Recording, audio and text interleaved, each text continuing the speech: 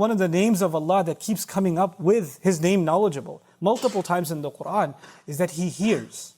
Wallahu sami'un alim. Inna Allah huwa sami'ul alim. The one who hears, the one who knows.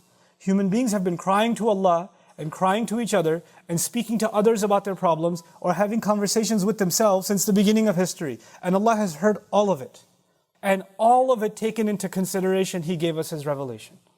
That's a mercy from Allah Azza wa Jal. So when He says that a counsel has come to you from your Rabb, وَشِفَاءٌ لِمَا فِي الصُّدُورِ, it came to heal what you have inside of your chest. That's because He knows what is inside of your chest.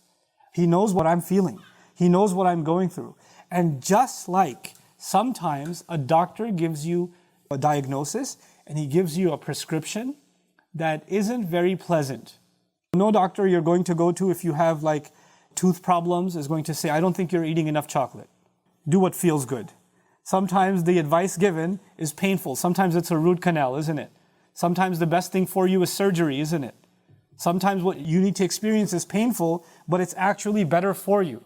Sometimes people have a terminal disease in one part of their body and it's spreading. And the advice is that that part of the body should be cut off. Now, losing a part of your body is unimaginably painful, but the choice is this. Either you cut it off or you let the cancer spread everywhere. Those are your choices. And so sometimes very painful advice is not meant to cause you pain, but actually to save you from destruction. عَسَىٰ أَن تُحِبُّوا شَيْئًا وَهُوَ شَرٌّ لَكُمْ. It could be that you love something, but it's no good for you. أَن تَكْرَهُوا شَيْئًا وَهُوَ خَيْرٌ لَكُمْ. It could be that you hate something, but it's actually better for you. Based on what is actually better for you and actually better for me, whether or not we can see it, based on Allah's knowledge, He gives us advice. He speaks to us. He teaches us. Allah says, وَاتَّقُوا اللَّهَ وَيُعَلِّمُكُمُ اللَّهُ. Have consciousness of Allah, and Allah is the one teaching you. Allah gave every human being the ability to tell the difference between right and wrong.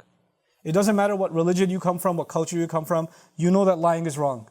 You know that cheating is wrong. You know that stealing is wrong. You know that hurting somebody else is wrong. You know that pushing the orphan is wrong. You know that oppressing somebody who can't help themselves is wrong. You know that degrading somebody is wrong. You know these things are wrong regardless of where you are in the world, what culture you come from, what society you come from. This is something Allah put on all human beings in their nature.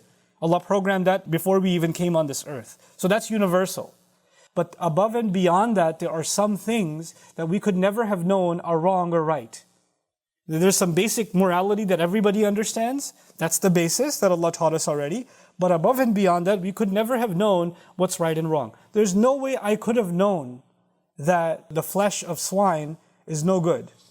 I couldn't have known that on my own. I couldn't have known certain animals are not good for me to eat. I couldn't have known, for example, what's good for me, these prayers at this schedule, 5 prayers, very specific times, aren't they? There's no way I could have known that's really what's best for me. There's no way I could have known that. So the distinction between right and wrong, human beings have some sense of that, but Allah has the full picture of it. So when Allah tells you and me something is wrong, and when Allah tells you and me something is right, then you and I have to put our knowledge of what we think is right and wrong aside, and we have to submit ourselves to the fact that Allah knows more than we can ever know. That Allah is Al-Alim. Allah is the one who knows.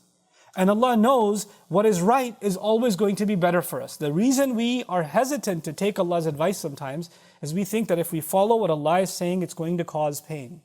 And you know what? The fact is, when you follow what Allah says, in many cases, it does cause pain. That's a fact of life. Following what Allah says does not lead to comfort, it can lead to difficulty. The best people who followed Allah's advice were prophets, and their lives were full of difficulty, yes or no? Right?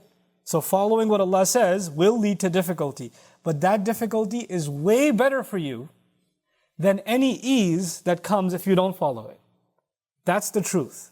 The truth is, if you don't follow His words and find some easy way for yourself where you feel you're safer, you feel that's best for you, you can lie to yourself, you can tell yourself that's best for you, but the truth is you are heading yourself into destruction.